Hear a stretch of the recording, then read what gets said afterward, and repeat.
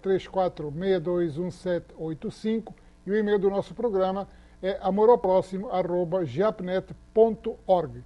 Vamos fazer um rápido intervalo e voltamos já já, continuando a conversar com essa figura fantástica que é Spencer Júnior sobre demências em geral e a morte social do idoso. Fica mais essa mensagem que nós voltamos já já. Algumas definições. Benfeitor é o que ajuda e passa. Amigo é o que ampara em silêncio. Companheiro é o que colabora sem constranger. Renovador é o que se renova para o bem. Forte é o que sabe esperar no trabalho pacífico. Esclarecido é o que se conhece. Corajoso é o que nada teme de si mesmo. Defensor é o que coopera sem perturbar. Eficiente é o que age em benefício de todos. Vencedor é o que vence a si mesmo. André Luiz.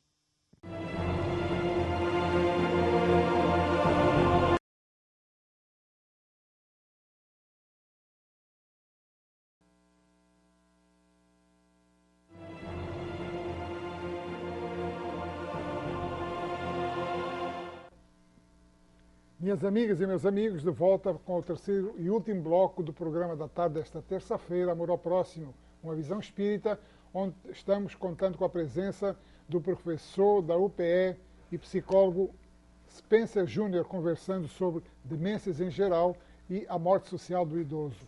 Idoso, nas regras da sociedade de hoje, é um estorvo. É um estorvo. Idoso é um atrapalho. Então, para não atrapalhar, joga ele numa casa para idosos, num lar e está resolvido o problema. Exatamente. Hoje, um dos problemas sérios do idoso abandonado é a institucionalização da velhice. Precisamos de lares específicos para poder abrigar nossos idosos. Então, eles se tornaram, na maioria das vezes, sujeitos abjetos à nossa sociedade.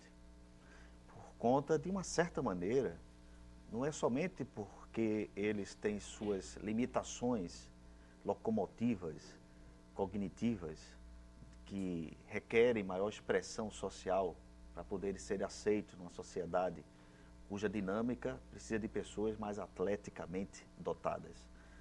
Mas, sobretudo, porque, como eu tinha dito anteriormente, eles estereotipam a morte, nos lembram a fatalidade biológica. Isso é apavorante. Está chegando a hora. Está chegando a hora, né? Você conviver com um idoso é estar sempre lembrando-se que um dia, se você tiver sorte, poderá se tornar como um deles. Eu acho que isso é a grande chave para se tratar diferente do idoso. Exatamente.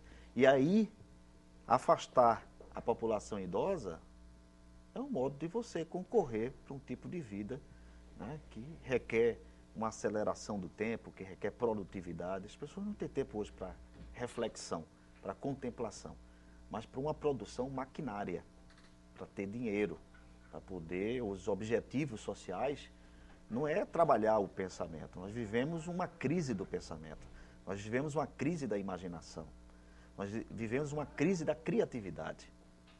Isso faz com que a pessoa, ao longo dos anos, vá perdendo competências cognitivas, porque a gente trabalha só uma dimensão do nosso intelecto, que é a dimensão informativa, de aquisição de informação. E o indivíduo, para se sentir produtivo, útil à sociedade, ele tem que ser um sujeito criativo e não apenas reprodutivo de saberes estabelecidos, onde a gente exerce só uma função mecanicista. Perfeito. Então, existem vários fatores que implicam na produção demencial. Mas, como está dizendo anteriormente, dentre estes, a perda da memória.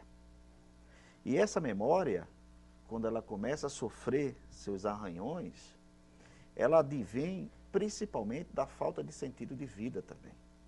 Porque uma pessoa que, digamos, não tem mais estímulo para viver, e você perceba isto, por exemplo, o idoso quando chega, hoje eu falo em idoso, estatisticamente, no sentido cronológico, nos países de primeiro mundo, 65 anos de idade.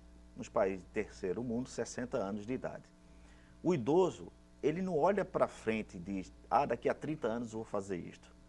Ele diz, há 30 anos eu fazia isto. Né? Então, a referência dele, na régua existencial, não é olhar para frente, é olhar para trás. O que já é ruim. O que é uma defesa contra a percepção da finitude da vida. Porque ele não tem programa 30 anos para frente. É porque ele sabe, ele já pressente que o tempo se esgota. Então ele recorre ao passado. A questão é quando esse idoso, recorrendo ao passado, não tem passado produtivo. Não tem um passado criativo. Ou esconde, né? Aí advém, ou então, exatamente, advém-lhe, né, vamos dizer assim, a consciência de um tempo perdido.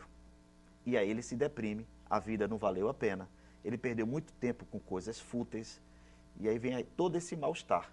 Então a memória, nesse sentido, ela precisa ser apagada, com mecanismo de defesa, porque o balanço geral da sua existência vai mais para o déficit do que para o superávit. É como todos nós, quando vamos desencarnar, isso está no livro tibetano dos mortos, eles chamam da jornada do bardo, o bardo Todol, por exemplo, o Raymond Moody Jr., que é um psiquiatra norte-americano,